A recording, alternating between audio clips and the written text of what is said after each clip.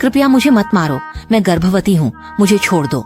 बूढ़े चेन ने एक बोलने वाली मछली पकड़ी। भाई मुझे मत मारो, मेरे पेट में सब अंडे ही अंडे हैं।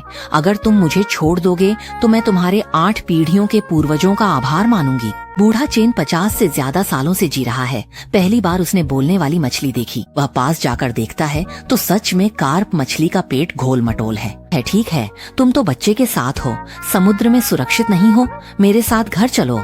बूढ़ा चेन बड़ी कार्प मछली को गोद में उठाकर घर में घुसा। उसकी पत्नी आहुआ ने देखा तो उसकी आंखें फटी की फटी रह गईं। अरे बाप रे, तुम इतनी बड़ी मछली कहाँ से ले आए? बूढ़ा चेन ने जल्दी से मछली के बोलने की बात बताई। आहुआ भी हैरान होकर पैर पटकने लगी। ये मछली तो कमाल की है, हमें इसकी अच्छे से देखभाल करनी चाहिए।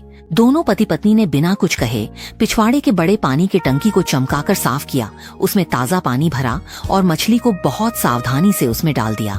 हर दिन बूढ़ा चेन उसे ताज़ा छोटी झींगा मछलियाँ खिलाता था। आधे महीने बाद बड़ी कार्प मछली अचानक टंकी में जोर जोर से उछलने लगी। पानी की छींटें बहुत ऊंचाई तक उड़ने लगीं।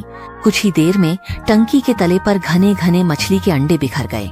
बूढ़ा चेन का दिल धड़क उठा। उसे मछली की छोड़ने की गुहार याद आ गई।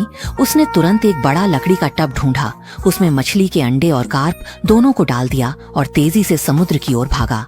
एक छलांग में उसने मछली और अंडे दोनों को समुद्र में डाल दिया। बड़ी कार्प मछली ने पानी में 3 चक्कर लगाए, बूढ़े चेन की ओर सिर हिलाकर धन्यवाद किया, फिर पूंछ हिलाते गहराई में चली गई। समय उड़ गया और 5 साल बीत गए।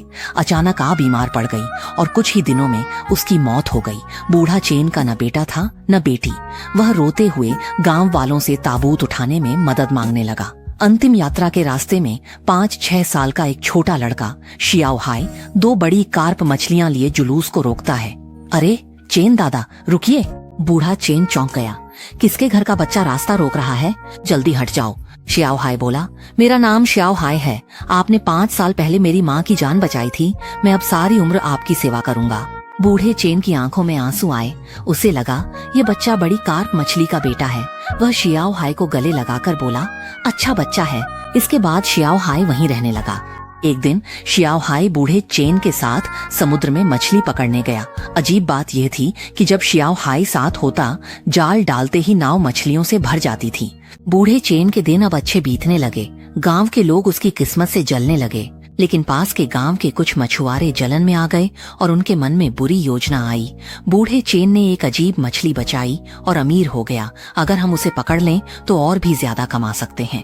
एक रात वे चुपके से नाव लेकर समुद्र में निकल गए और अंधेरे का फायदा उठाकर जाल डालने लगे। अचानक शांत समुद्र पर तेज आंधी और विशाल लहरें उठीं और पहाड़ जैसी ऊंची लहरें नाव पर आकर गिरने लगीं। नाव पलटने ही वाली थी। कुछ लोग डर के मारे जोर जोर से रोने लगे। इसी जीवन मरण के मोड़ पर अचानक समुद्र से एक लाल रोशनी निकल आई। वहीं बड़ी कार्प मछली प्रकट हुई। उसने अपने शरीर से नाव को मजबूती से थाम लिया और धीरे धीरे किनारे की ओर धकेल दिया। मछुआरे थककर किनारे पर गिर पड़े। तभी कार्प मछली बोल उठी, लालच बुरी बला है।